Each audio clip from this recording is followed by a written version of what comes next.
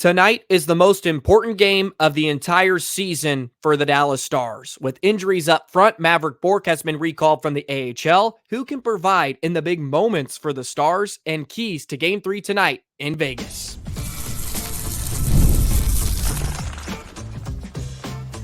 Your Locked On Stars, your daily podcast on the Dallas Stars. Part of the Locked On Podcast Network, your team every day.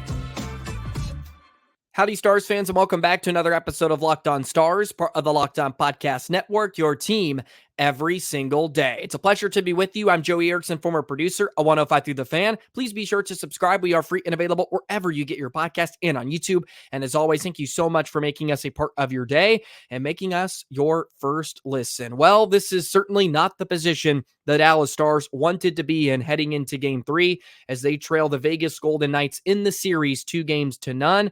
But a win tonight can change the entire complexion of the series moving forward. I'm still optimistic about the Stars' chances. They've played extremely well on the road this year. Can they do it a couple of more times and get themselves right back into this series? On today's episode, we'll discuss Mavrik Bourque being recalled from the AHL. Could he find himself in the lineup tonight in Game 3? Who can step up in those big moments as well? The Stars have lacked execution in some of those key situations in the series. They need someone to provide in those big moments. And then we'll have keys to tonight in Game 3 because it is a must-win Game 3 for the Dallas Stars. Today's episode is brought to you by Monopoly Go. I admit it, I have a competitive side, and it is a big fan of Monopoly Go, the mobile hit twist on classic Monopoly. So join your friends and download Monopoly Go, now free on the App Store or Google Play Store. So yesterday, the Dallas Stars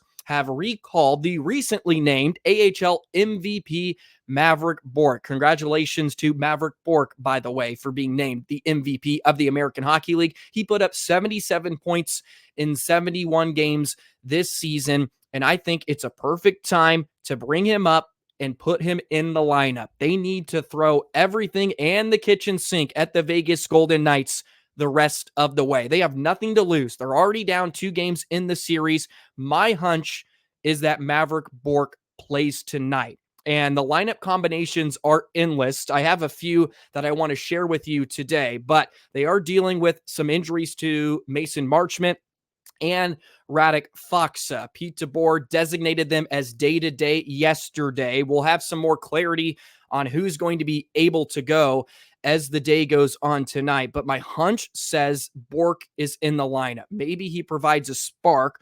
Also, Mavrik Bourque is going to give you more than Evgenii Dadonov, in my opinion.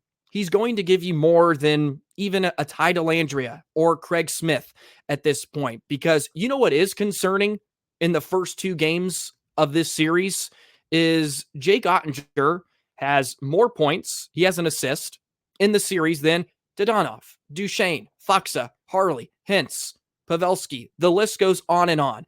That is unacceptable if you want to find a way back into this series or have a chance to win the whole darn thing, right? You have to get more out of multiple guys. And I think it's a perfect time to get Mavrik Bourque into the lineup. And I'm really, really intrigued about the line combinations. I spent an hour just writing down different trios, trying to find what could be the perfect lineup, right?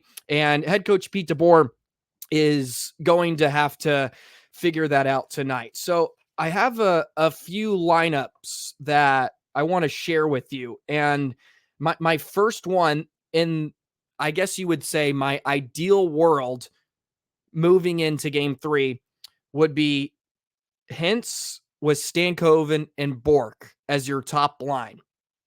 You break up Hintz and Robo, but you keep Bourque and Stankoven together. Now, hear me out. Johnston centers between Robo and Ben. You got 2 center icemen on that line. Robo's having an excellent series so far. You keep Duchesne, Marchment, and Seguin. This is all dependent on Marchment being healthy enough to go. My gut is that he can go too. He's a tough SOB. And then you move Pav on the fourth line between Smith and Steele, Dellandrea and Steele, you name it, whoever, because Pav has pretty much been non-existent in the first two games. He's still going to get his opportunities on the power play, but you put Pav with a couple of wingers that just play a more north and south game. Maybe that will unlock something in him. Play him with some speedy guys on the wing and just play a more north and south simple style of game, because Pav has just not been in a rhythm along with Robo and Hintz. And the lines in practice yesterday were interesting, but Pete DeBoer said to not take much stock in him. He had Hintz with Johnston and Robo, which I don't mind at all. Duchesne, Ben, and Stankoven, Pav, Dadonov, and then I guess possibly Sagan, and then Dellandrea, Steele, and Smith as your fourth line. I think it's going to look completely different than the practice lines yesterday. I don't hate having Robo, Hintz, and Johnston together. My worry is Jamie Benn and a Joe Pavelski on the same line. I just think that provides nothing for either one of those players, and it does not give me anything, no matter who you kind of put on the other side of those two. I would love to try to keep Johnston and Ben together, and then if Bourque is playing, you just keep Bourque and Stankoven together and put whoever in between them. I would be real curious to just put all the young guys together, Johnston, Bourque, and Stankoven, and just let them go. And I know that it's probably not going to be the case. I don't see Pete DeBoer putting essentially three players together that have less than 25 games of Stanley Cup playoff experience together. But at the same time, who cares? You have to find a way to conjure up some offense in this series, because Vegas has made it extremely, extremely difficult. You look at game 2, you were only able to muster up 5 shots in the third period. You have to give them a different look. And they've played well. The effort's there. They've worked extremely hard, but they're not getting rewarded for that hard effort. And we'll see who's healthy enough to go. I think Radek Faksa, of course, could be in the lineup, but he'll just be your fourth line center no matter what. And I don't mean to be harsh on Pavelski, but you have to find ways to get your elite offensive players looks. And putting Hintz, Johnston, and Robo together will absolutely do that. We saw that for a good chunk of the season, and it turned out to be a wonderful line. It should be. I mean, those are 3 pretty talented players. And I think it's a great time to at least reunite that trio. Would love to keep Marchment, Duchesne, and Sagan together, just because there's some consistency there, that they understand one another. Sagan is obviously playing through something. He's not 100% healthy, and he hasn't been the entire year. I think that's just something you have to live with moving forward with Tyler Sagan. But I'm interested in Mavrik Bourque. My gut feeling is, once again, I think he plays. You put him with Stankoven. Maybe you put Ben in between Bourque and Stankoven, like you did in Bourque's NHL debut in Chicago. What was that? About a month ago now. I don't think you can really go wrong, but if you're going to recall him, use him. He's going to provide more than Evgenii Dadonov, who has been fine. He's looked fine, but fine's not good enough at this point. Fine's not good enough against the Vegas Golden Knights. I would love to get Craig Smith back in there. I mean, he played pretty much all 82, and he's a hard forechecker. He just buzzes around. He plays a real simple game. I was already on the edge about not having Smith, Steele, and Faksa stay together coming into the series, just because they were really, really productive for the last month of the season. And Dadonov had not played hockey in 2 months, besides the final 2 games of the year, and then you want to put him in because you trust him and you know him, which I understand. But for a coach that is usually pretty stern and pretty stubborn on his lineup, it was just an interesting decision. And by no means do I think the Stars lost the first 2 games because Evgenii Dadonov was in the lineup. But look, I think you understand my points. While I break up a line that has really been good, but the Stars have a chance to flex some of their depth. It hasn't really turned into scoring in the first 2 games of this series, but they have a chance to bring up reinforcements like Mavrik Bourque. And maybe it's an indication as well that Marchment can't go. Maybe it's an indication that Faksa can't go, which just is another wrench you have to throw in to your plans. And I talked about it ad nauseum heading into the playoffs this season. You're going to have injuries. You're going to face some adversity. And this is the most adversity that the Stars have probably dealt with in the entire season, or at least at the most critical juncture. You're down 2-0 in the series. You're now heading to Vegas in a building that hasn't seen a playoff game since the last time they won the Stanley Cup. And Dallas has not fared very well against the Vegas Golden Knights recently. They've lost 9 out of their last 11 games, but Dallas has been really, really good on the road this season. They were 26-10-5, the best road record in franchise history. So there are still a lot of things to be optimistic about moving forward, but you have to win tonight. You win game 3, and even if you drop game 4, there still is a sense of, okay, you beat them once, you're coming back home for game 5. Anything can happen moving forward. Look, they went down 3-0 a season ago, and they at least got it to game 6. You find a way to win game 3, who knows? All the pressure is back on Vegas, right? That's the wonderful thing about the Stanley Cup playoffs. Now you have Vegas maybe thinking, well, we're up 2-0 on them. We can't blow this. We can't choke this. Even though there's a lot of Stanley Cup pedigree in that lineup, just having a little doubt creep in can never be a bad thing. And, you know, Sagan and others echoed it throughout the locker room after game 2. They played really well, probably deserved to win, but they just got to do it.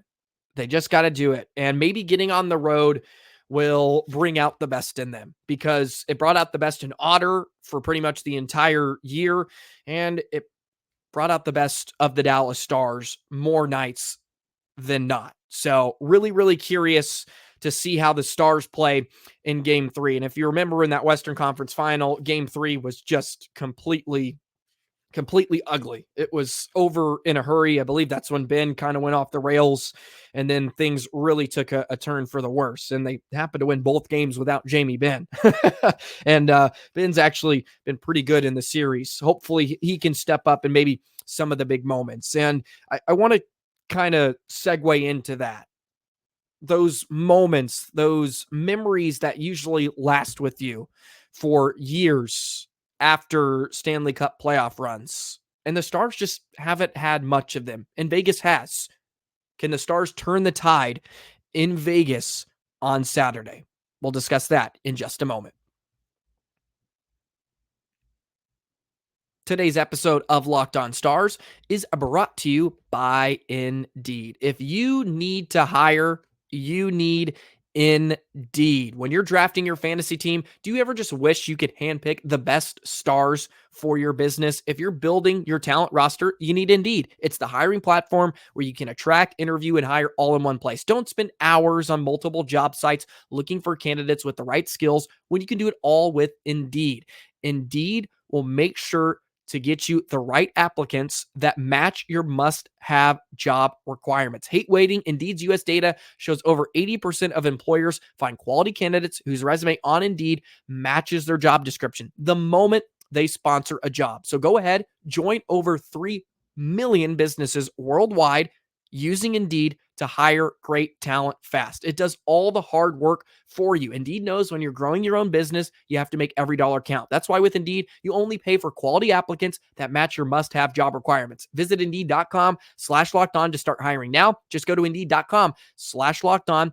Terms and conditions apply. Indeed.com/locked on. Cost per application pricing not available for everyone.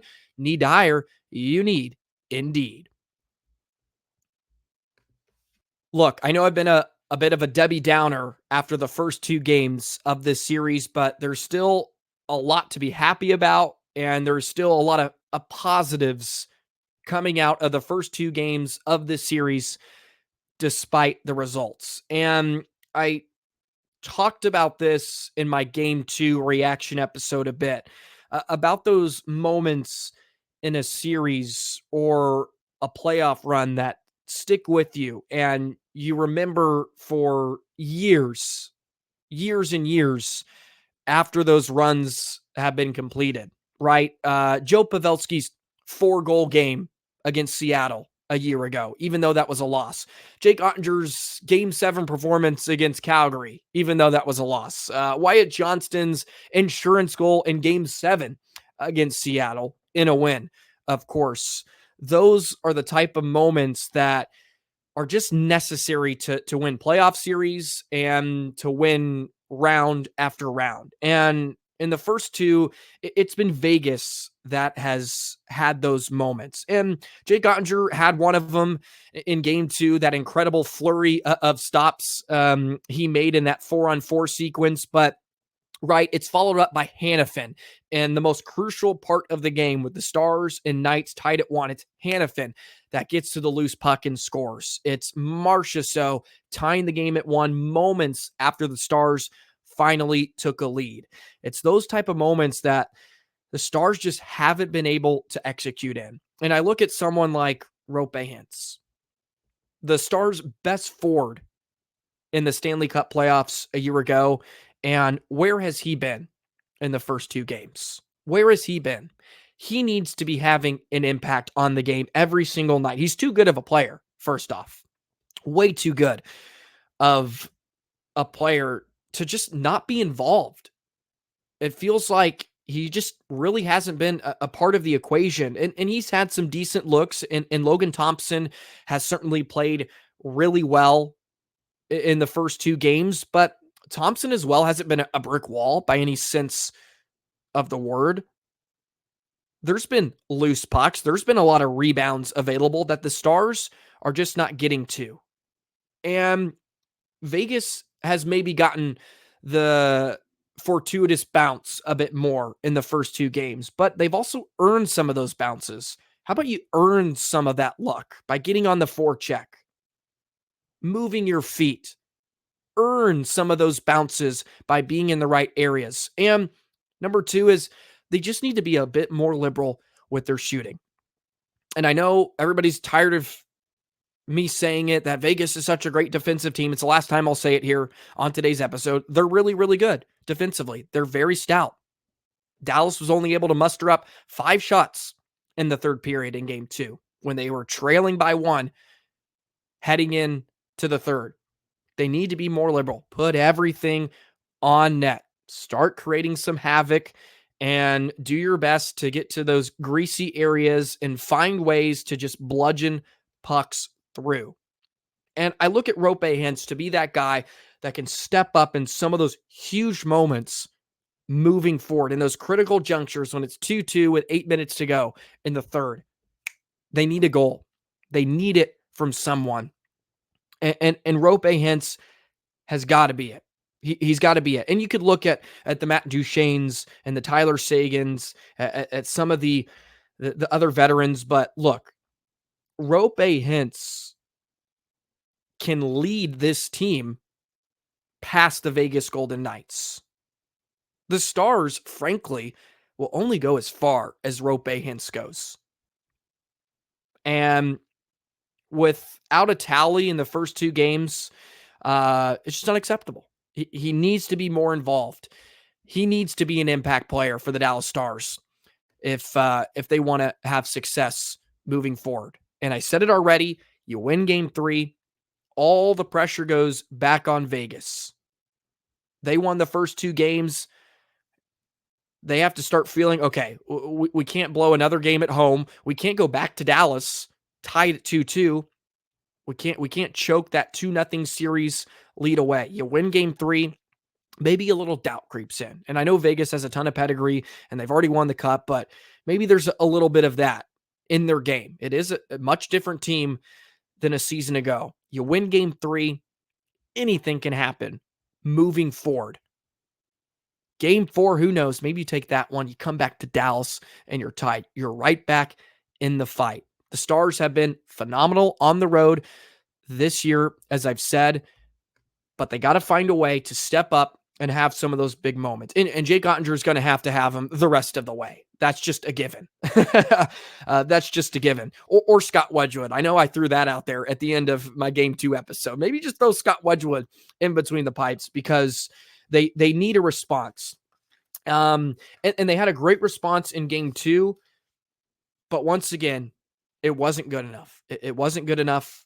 They just need to find a way to pull out a win tonight. It's a must-win Game 3. You can't go down 3-0 to the Knights. It'll be lights out after that. It's the most important game of the season, and I will always have this feeling heading into every game that the Stars can do it. I even felt it last year.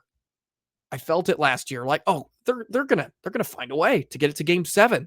They're gonna find a way. That's just that really truly is the belief I have in the Dallas Stars. And I know it doesn't sound like it after the first 2 games of this series because, yeah, losing the first 2 at home is not a recipe for success. But I always walk away and after a night of rest feeling, look, this team can do it. They've battled a ton of adversity. I feel like every single year they get in these moments and they usually punch back. More often than not, that they find a way. And they've had some embarrassing losses to end series over the last few years. I'm not here to try to disparage that, but this is where you find out what they're made of. And I said that a lot during the regular season, but no better time now. We're gonna find out what the Stars are made of because no one feels sorry for you, not a single one. And now we're gonna find out what the locker room really has. And that's exciting. They got the opportunity to do something pretty damn cool. I'll tell you that much going into Vegas here tonight in Game 3. Speaking of Game 3, let's jump into some keys. I have some keys that the Stars need to be able to do tonight in order to win in Vegas, get on the board, and just be trailing by 1 game in the series heading into Game 4. Let's jump into those keys in just a moment. Today's episode is brought to you by Monopoly Go. We've all been there, either as a player or a fan. It's halftime, and the scoreboard is not looking good. You're feeling low, not sure you or your team can pull out a win.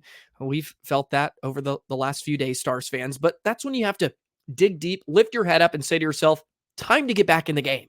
It's time to pull off some bank heist and take as much of my friends' money as I possibly can. That's right. The smash hit mobile game Monopoly Go lets you compete with your friends to get the most riches and biggest empire. It's the Monopoly you love, but on your phone anytime with tons of new twists, including leaderboards to compare your progress to your buddies. There's so much to do. You can play on countless dynamic Monopoly boards, make your friends bankrupt by smashing their landmarks with a wrecking ball. You can also charge other players rent for your iconic properties. You can even work with your friends and crack open a community chest and in tournaments to get extra rewards and climb the leaderboard. So get back out there, put on your game face, and download Monopoly Go. Now free on the App Store or Google Play Store.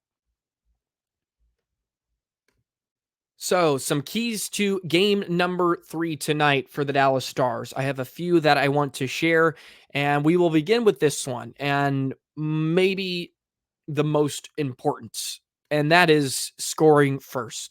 Stars need to get out to a lead, play on their toes. It's something they did quite a bit on the road this year, and usually good things happen when they score first. This year, when scoring first, they were 15-1-3 on the road. So pretty unbeatable. And I know this is the Stanley Cup playoffs, and you can throw a lot of those numbers out the window, but they have played extremely well when scoring first on the road. And we've also seen playing from behind hasn't bode well either in the first 2 games of this series. So I feel like getting that first goal, try to silence that crowd. The atmosphere is going to be insane.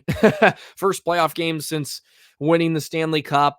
They're going to be rowdy. Vegas already is a pretty insane atmosphere just with everything they got going on in the Sin City. Got to find a way, silence the crowd for as long as possible, keep them out of the game. And Jake Ottinger has relished that in the past. On the road, he kind of enjoys that villain role. So maybe we see some vintage Ottinger here in Game 3. And of course, he's a big key the rest of the way. My other key is simply who is going to provide that goal? Who's it going to be? Is it going to be Matt Duchene, Tyler Seguin? Who's going to have that coming out party in Game 3? We saw Ty Dellandrea last year in Vegas be that guy. Scored a couple of goals, kept the series alive for the Stars. Will it be a Craig Smith that jumps into the lineup tonight? Is it going to be Mavrik Bourque, who was just called up from the AHL, the MVP, by the way? Congratulations to him once again. And congratulations to the Texas Stars. They won the first round of their playoffs. Who is going to provide that spark? I'm really intrigued. And I have a hunch that it's just going to be Roope Hintz. I brought him up last segment, but I think Roope is due to just take over a game. Use that speed, take over a game. He scores a big breakaway goal, and the Stars get off and running tonight in Game 3. And those are the keys I have. Just 2 really simple keys. Really. Score first. Get out to a lead. Your defense can shut it down when need be. I truly believe that. Even against a very, very good Vegas team, you can shut them down. You get that lead, and then someone has to have a moment. Someone has to have it. That sticks with us forever. And then maybe in a few weeks, we're looking back like, wow, remember that Game 3 against Vegas when the Stars were down 2-0? Man, that turned out to be huge. That's what I'm hoping for tonight.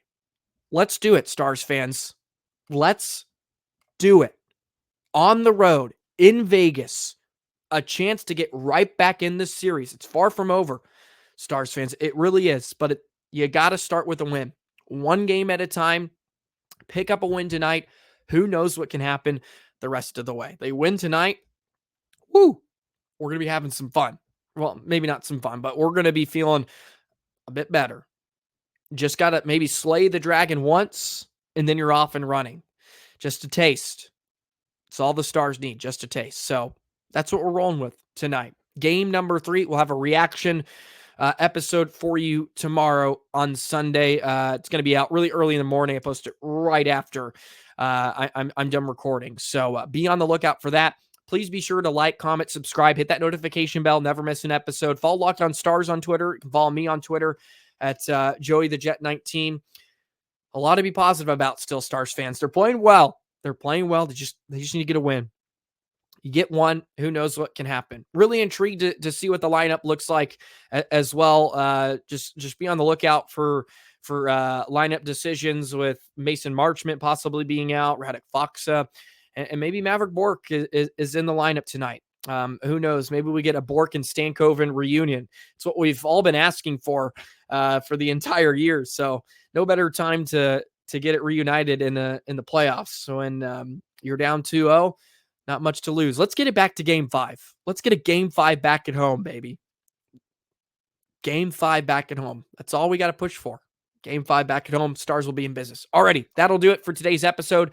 Enjoy the rest of your night. It's going to be another late one, like 9:30 puck drop. It's going to be going to be a late night, but it's a Saturday. So hopefully next time I'm speaking to you, talk about Stars win, and we're talking about Dallas getting right back in this thing. Have a great rest of your day, and we'll see you tomorrow. So long, Stars fans.